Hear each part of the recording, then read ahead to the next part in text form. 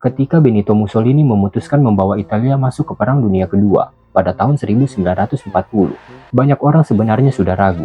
Mussolini ingin terlihat setara dengan sekutunya, yaitu Adolf Hitler dan Jerman. Ia berharap Italia bisa ikut menikmati kemenangan jika perang dimenangkan. Masalahnya, kondisi militer Italia saat itu sebenarnya belum siap untuk perang besar. Di atas kertas, Italia terlihat cukup kuat. Mereka punya tentara yang jumlahnya banyak, kapal perang, bahkan pesawat tempur. Tapi begitu dilihat lebih dekat, banyak perlengkapannya sudah ketinggalan zaman. Beberapa tank Italia bahkan lebih tipis lapisannya dibandingkan kendaraan lapis baja negara lain. Jadi, di medan perang, tank-tank itu sering jadi sasaran empuk lawan. Logistik juga jadi masalah besar. Banyak unit tentara kekurangan bahan bakar, amunisi, bahkan makanan. Ada cerita bahwa sebagian tentara harus berbagi perlengkapan karena jumlahnya tidak cukup. Situasi ini membuat pasukan Italia sering bergerak lambat, atau bahkan berhenti sebelum pertempuran dimulai. Selain itu, koordinasi militer Italia juga sering berantakan. Perintah dari komandan kadang berubah-ubah dan tidak jelas. Ada unit yang bergerak maju, sementara unit lain malah mundur karena salah paham. Bagi sekutu mereka, situasi seperti ini sering terasa membingungkan, sekaligus menjengkelkan. Semua ini membuat banyak pengamat militer kemudian menyebut Italia sebagai beban bagi Jerman. Bukan karena tentaranya tidak berani, tapi karena persiapan perang yang setengah matang. Sejak awal perang saja, tanda-tanda bahwa Italia akan kesulitan sudah mulai terlihat. Dan seiring waktu berjalan, berbagai kejadian yang kadang terasa cukup konyol mulai muncul di medan perang.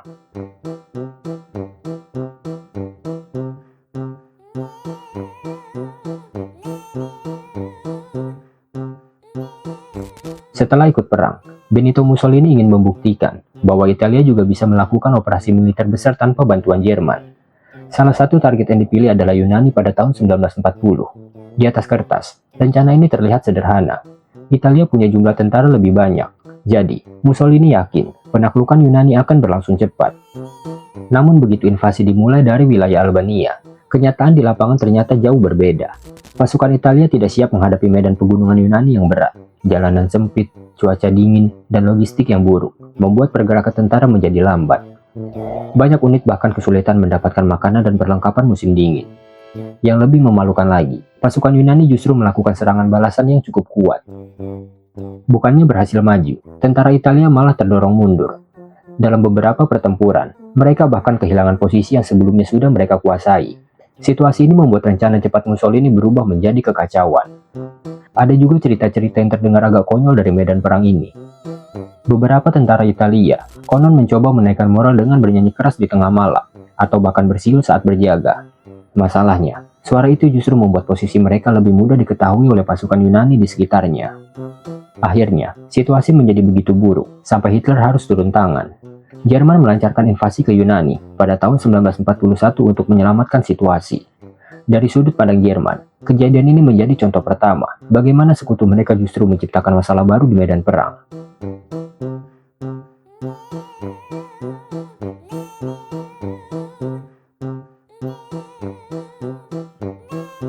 Setelah masalah di Yunani, pasukan Italia juga menghadapi situasi sulit di Afrika Utara. Wilayah seperti Libya saat itu berada di bawah kendali Italia dan menjadi titik awal serangan mereka ke wilayah Inggris di Mesir. Tujuan utamanya adalah merebut terusan Suez yang sangat penting bagi jalur perdagangan Inggris. Awalnya, pasukan Italia memang berhasil bergerak masuk ke wilayah Mesir, namun pergerakan mereka sangat lambat dan hati-hati. Mereka sering berhenti untuk membangun kamp pertahanan baru sebelum melanjutkan perjalanan. Akibatnya, serangan yang seharusnya cepat malah terasa seperti perjalanan wisata yang terlalu santai.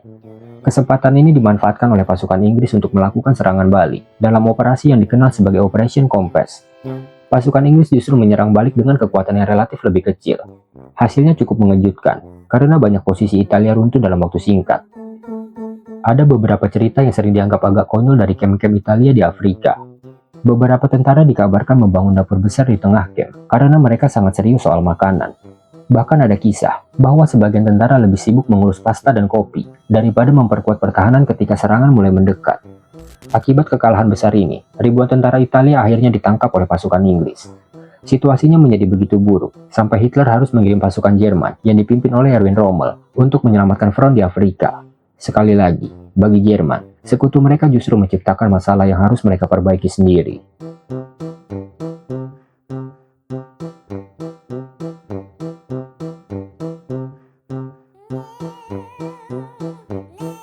Masalah lain yang membuat Italia sering dianggap beban dalam Perang Dunia Kedua adalah kualitas kendaraan tempurnya. Di medan perang modern, tank adalah salah satu senjata paling penting. Negara seperti Jerman dan Uni Soviet sudah mulai mengembangkan tank yang kuat dengan meriam besar dan lapisan baja tebal. Namun banyak tank Italia justru memiliki desain yang jauh lebih lemah. Beberapa tank bahkan hanya memiliki meriam kecil dan lapisan baja yang tipis. Dalam beberapa pertempuran di Afrika Utara, tank Italia sering kalah bahkan sebelum sempat mendekat ke posisi musuh. Senjata lawan bisa dengan mudah menembus badan kendaraan mereka. Situasi ini membuat para tentara Italia kadang harus menggunakan cara-cara yang agak aneh untuk bertahan. Ada cerita bahwa beberapa awak tank mencoba bersembunyi di balik bukit atau bangunan karena tahu tank mereka tidak kuat menghadapi tembakan langsung. Tank yang seharusnya menjadi alat serangan justru sering dipakai seperti kendaraan yang harus diselamatkan. Beberapa tentara bahkan bercanda bahwa tank mereka lebih cocok dipakai untuk parade militer daripada perang sungguhan. Dalam beberapa laporan, awak tank kadang memilih mundur lebih cepat karena tahu kendaraan mereka tidak mampu menghadapi tank lawan yang jauh lebih kuat. Akibatnya, pasukan Jerman sering harus menutup kekurangan tersebut dengan kendaraan tempur mereka sendiri. Bagi komandan Jerman, situasi ini cukup menyulitkan karena mereka harus membagi sumber daya untuk membantu sekutu yang perlengkapannya jauh lebih lemah. Ini menjadi salah satu alasan kenapa reputasi militer Italia saat itu sering dipandang kurang serius oleh sekutunya sendiri.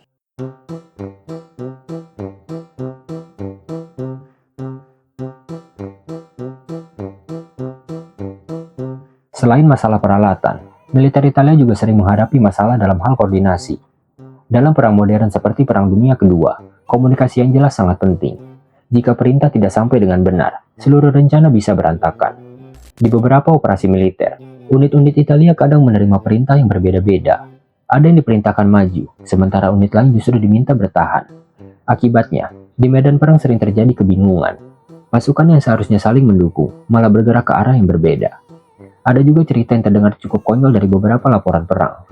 Beberapa tentara konon mencoba memberi sinyal kepada unit lain dengan cara bersiul atau berteriak dari kejauhan. Cara ini mungkin terasa sederhana, tapi di medan perang yang penuh dengan musuh, suara seperti itu justru bisa menarik perhatian lawan. Masalah lain muncul ketika komunikasi radio tidak berjalan dengan baik. Kadang pesan yang dikirim tidak lengkap atau terlambat diterima. Dalam situasi pertempuran yang cepat berubah, keterlambatan kecil saja bisa membuat posisi pasukan menjadi sangat berbahaya. Semua kekacauan ini sering membuat komandan sekutu mereka, terutama dari Jerman, merasa sangat frustasi. Mereka harus bekerja ekstra untuk memastikan operasi militer tetap berjalan. Dari sudut pandang Jerman, situasi ini seperti harus terus memperbaiki kesalahan yang sebenarnya tidak mereka buat.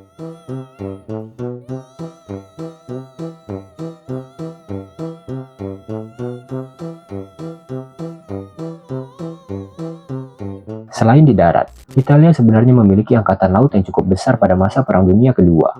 Armada ini dikenal dengan nama Regia Marina. Kapal perang Italia bahkan termasuk yang modern dan cukup cepat dibanding beberapa negara lain pada saat itu. Namun masalahnya bukan pada jumlah kapal, melainkan cara penggunaannya. Para komandan Italia sangat sering berhati-hati saat mengirim kapal ke pertempuran besar. Mereka takut kehilangan kapal-kapal penting tersebut. Akibatnya, armada yang besar itu justru sering berada di pelabuhan daripada digunakan secara agresif. Situasi ini kadang terlihat cukup aneh bagi sekutu mereka di Jerman. Mereka merasa armada sebesar itu seharusnya bisa memberikan tekanan besar pada musuh di Laut Mediterania. Tapi dalam banyak kesempatan, kapal-kapal Italia hanya melakukan patroli terbatas atau kembali ke pelabuhan lebih cepat. Ada juga cerita yang sering dianggap agak konyol oleh para pengamat militer. Beberapa kapal Italia pernah membatalkan operasi hanya karena laporan adanya kapal musuh yang ternyata tidak sebesar yang dibayangkan. Kadang informasi yang berlebihan membuat armada mundur sebelum pertempuran benar-benar terjadi. Akibatnya, banyak peluang strategis di Laut Mediterania tidak dimanfaatkan sepenuhnya. Bagi sekutu mereka, kondisi ini terasa seperti memiliki alat yang kuat tapi jarang digunakan. Situasi ini semakin memperkuat anggapan bahwa Italia sering menjadi sekutu yang kurang efektif.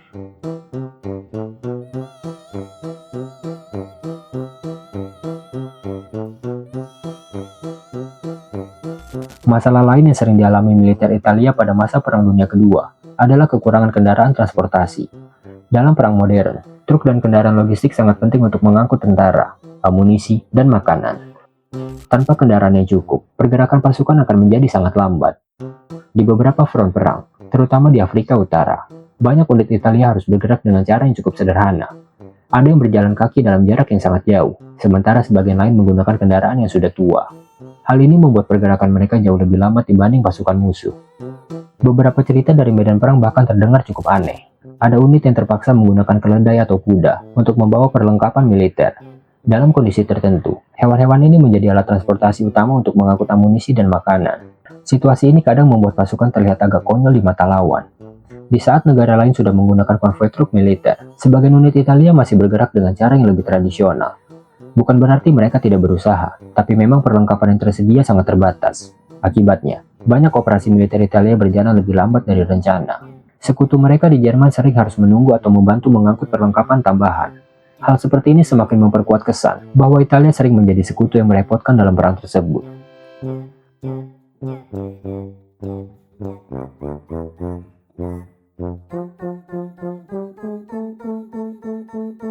Salah satu alasan besar kenapa Italia sering dianggap menjadi beban dalam Perang Dunia Kedua adalah masalah industri. Dalam perang modern, negara yang punya industri kuat biasanya mampu memproduksi tank, pesawat, dan senjata dalam jumlah besar. Negara seperti Jerman, Amerika Serikat, dan Uni Soviet bisa memproduksi ribuan kendaraan tempur setiap tahun. Italia sebenarnya punya industri, tapi kapasitasnya jauh lebih kecil. Banyak pabrik tidak mampu memproduksi peralatan perang dalam jumlah besar. Akibatnya, tentara sering kekurangan kendaraan, senjata modern, dan suku cadang untuk memperbaiki peralatan yang rusak. Masalah ini kadang menimbulkan situasi yang terlihat agak aneh di medan perang. Ada unit yang harus menggunakan peralatan lama karena yang baru belum tersedia. Bahkan beberapa kendaraan tempur harus diperbaiki berkali-kali karena tidak ada pengganti yang siap digunakan. Dalam beberapa laporan, tentara bahkan harus membongkar kendaraan yang rusak untuk mengambil suku cadangnya. Bagian dari satu kendaraan dipakai untuk memperbaiki kendaraan lain. Cara seperti ini memang kreatif, tapi juga menunjukkan betapa terbatasnya perlengkapan yang mereka miliki. Akibatnya, ketika perang semakin besar dan semakin intens, Italia semakin tertinggal dalam hal perlengkapan. Sekutu mereka harus terus membantu menutup kekurangan tersebut. Hal ini membuat banyak orang pada masa itu melihat Italia sebagai sekutu yang sering membutuhkan bantuan tambahan.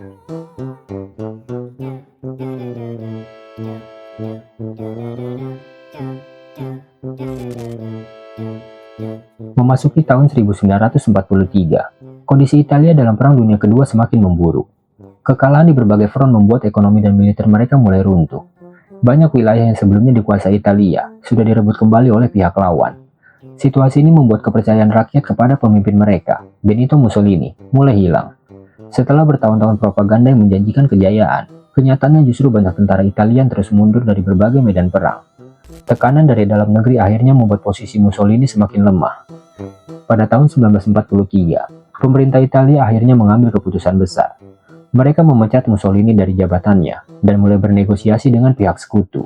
Tidak lama kemudian, Italia secara resmi menyerah kepada pasukan sekutu. Keputusan ini membuat situasi perang semakin rumit. Pasukan Jerman yang sebelumnya menjadi sekutu Italia justru harus menduduki sebagian wilayah Italia untuk mempertahankan posisi mereka. Dalam waktu singkat, negara yang sebelumnya berada di satu pihak perang berubah menjadi wilayah pertempuran baru. Dari sinilah muncul penilaian dari banyak sejarawan bahwa Italia menjadi salah satu sekutu paling merepotkan dalam perang tersebut.